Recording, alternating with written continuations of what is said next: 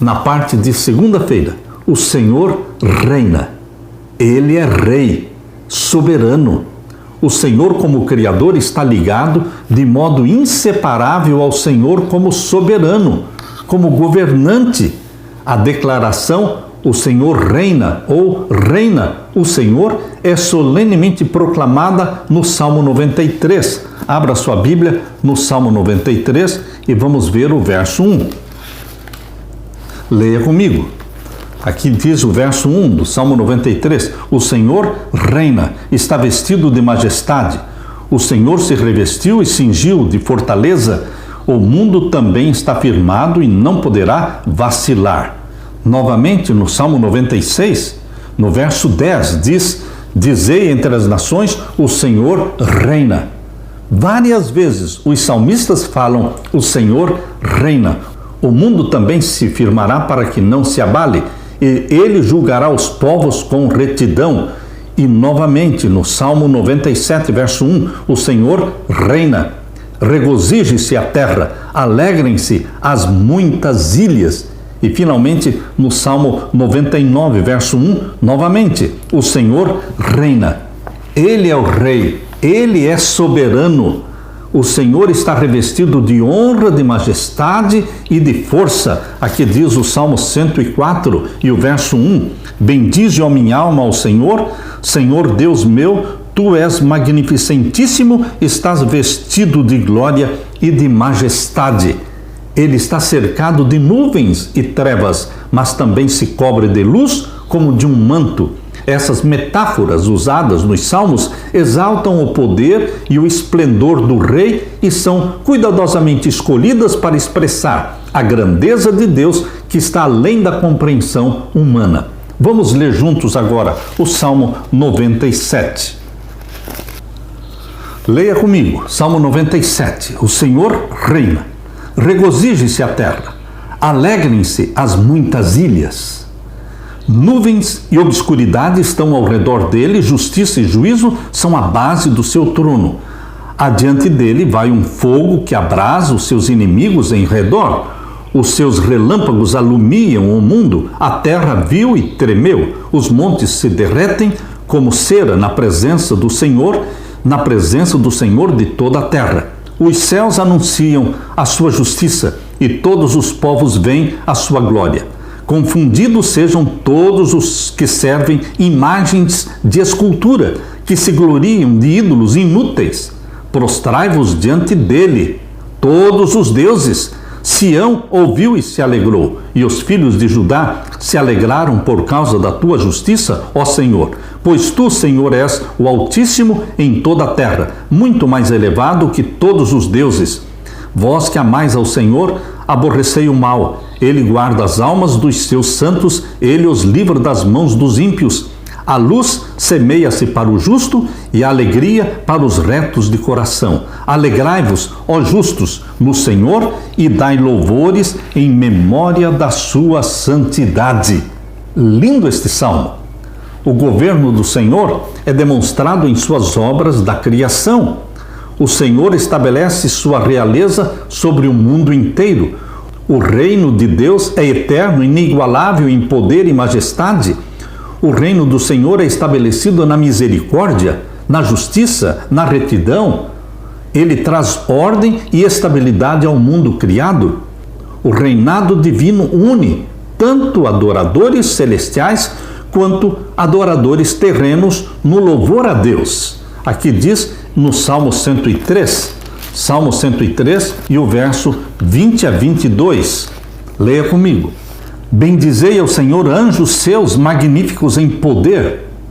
Os anjos adoram a Deus, que cumpris as suas ordens, obedecendo à voz da sua palavra. Bendizei ao Senhor todos os seus exércitos, exércitos do céu, anjos de Deus. Vós, ministros seus, que executais o seu beneplácito, bendizei ao Senhor todas as suas obras, em todos os lugares do seu domínio. Bendize, ó minha alma, ao Senhor.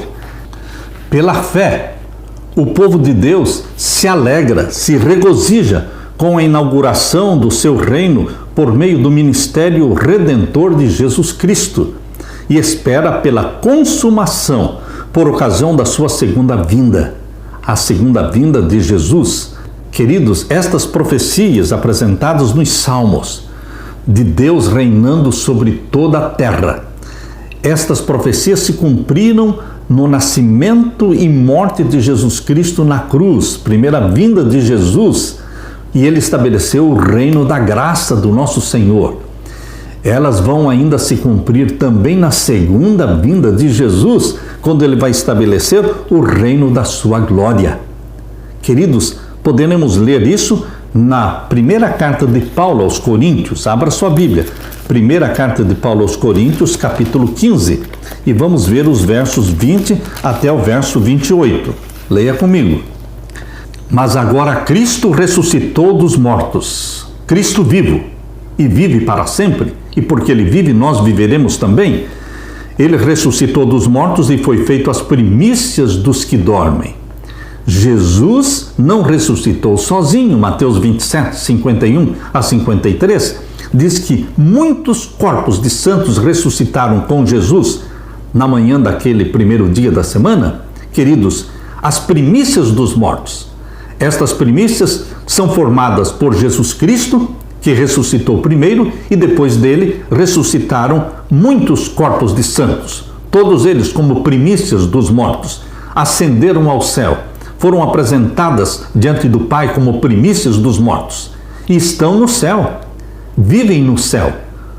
É uma multidão de santos. Por isso aqui diz que Jesus Cristo, as primícias dos mortos.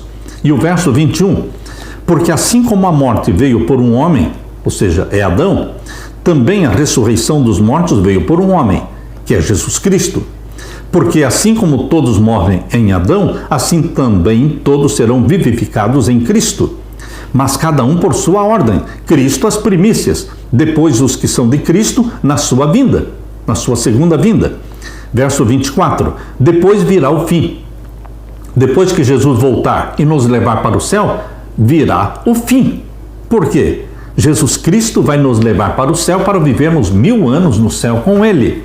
E no final dos 1000 anos, os ímpios vão ressuscitar e vão cercar a cidade santa que desceu do céu, juntamente com Satanás.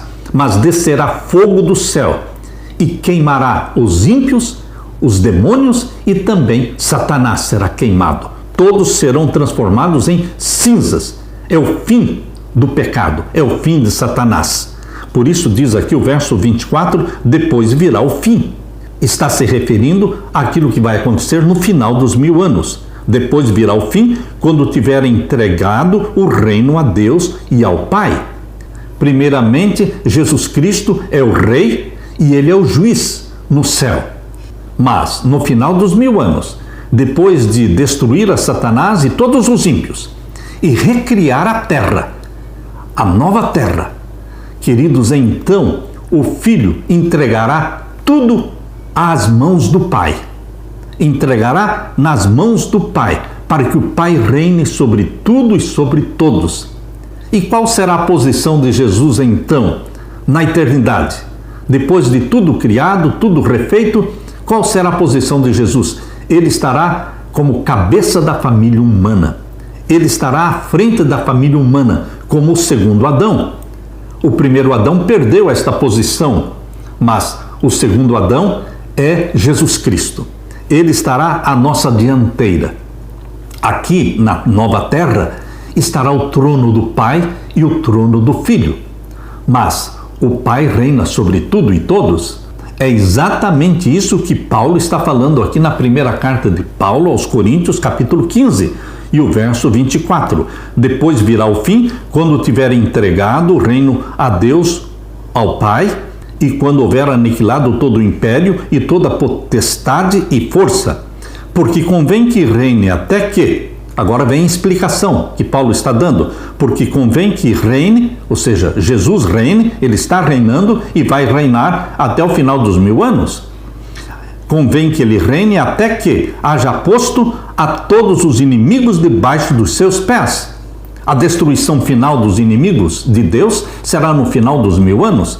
Então, esta é uma profecia que vai se cumprir no final dos 1000 anos.